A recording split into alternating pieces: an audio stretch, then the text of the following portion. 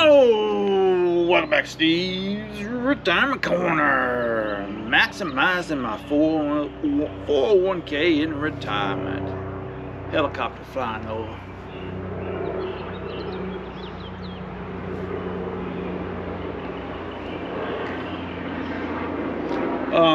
Hey man, my 401k is a workhorse for my retirement. I do everything with it.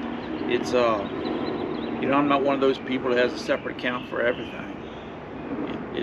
I use my 401k for it all.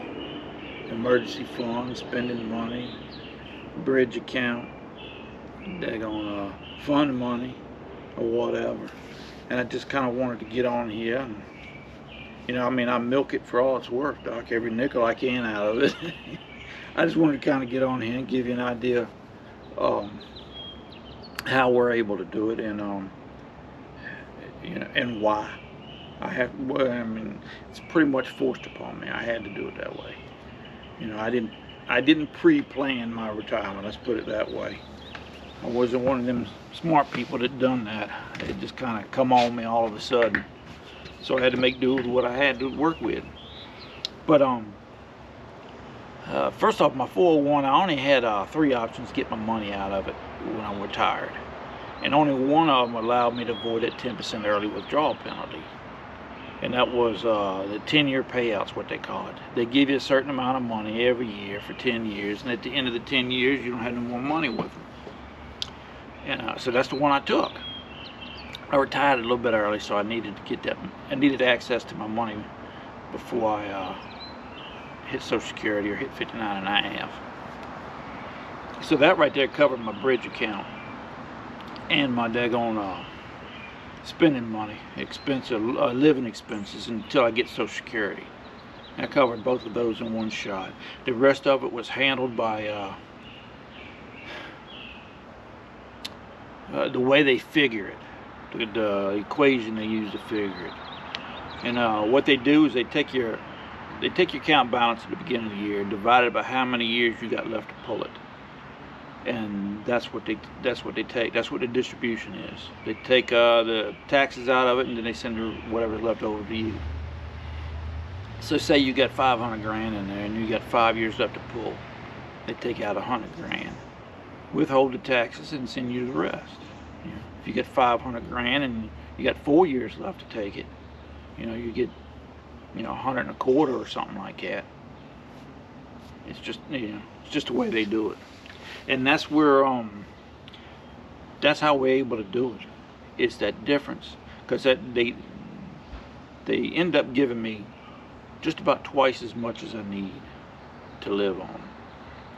And it's that difference, that margin area there we get to play in. The difference between what they give us and what we need. And that's how we cover our emergency spending, fund money, or anything else. What happens is they send me that money. I get one distribution a year. Things have changed this year because I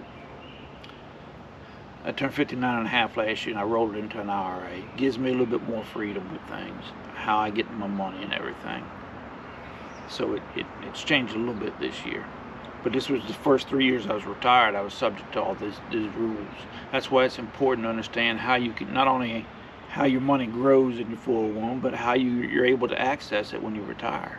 Every plan is different, and I had to go with what my plan forced me. But they take my one distribution, they send it into my, I got a money market up here at the bank. It goes in there, collects a little bit of interest throughout the year. I know I'm not going to spend but maybe 60% at the most of it for living expenses. So I got 40% of that money in there collecting interest the rest of the year. And that's a pretty good sum of daggone money. If I need a new roof or an AC unit or something like that, I got that covered. And at the end of the year, we've been taking that money, whatever was left in that 401 or in that money market, and either building my cash buffer in the bank or putting it in a brokerage account I got down the road yonder. And it's and every year that emergency fund gets refilled by my next distribution. So that's, you know, it's nothing I do is anything original. It's, you know, and a lot of it's been forced upon me.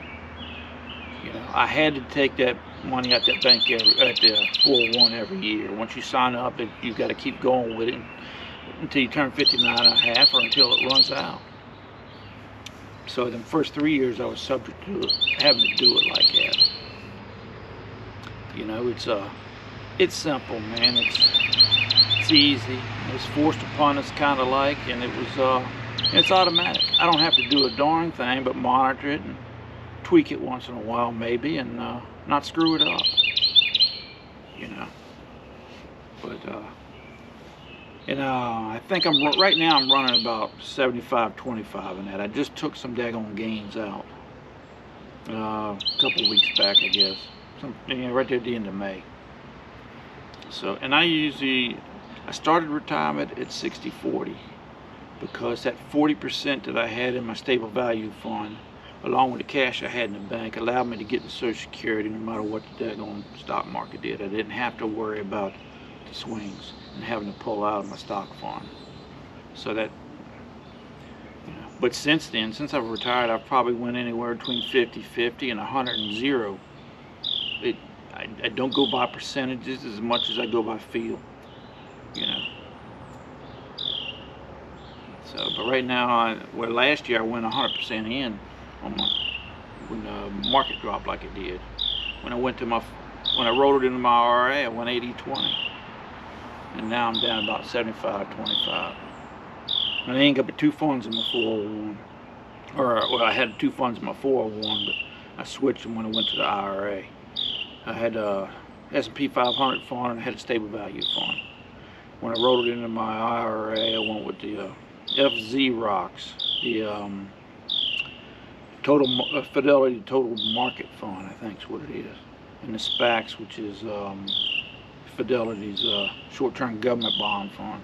I use that for my cash fund in there, and I use the FZ Rocks for my investment fund.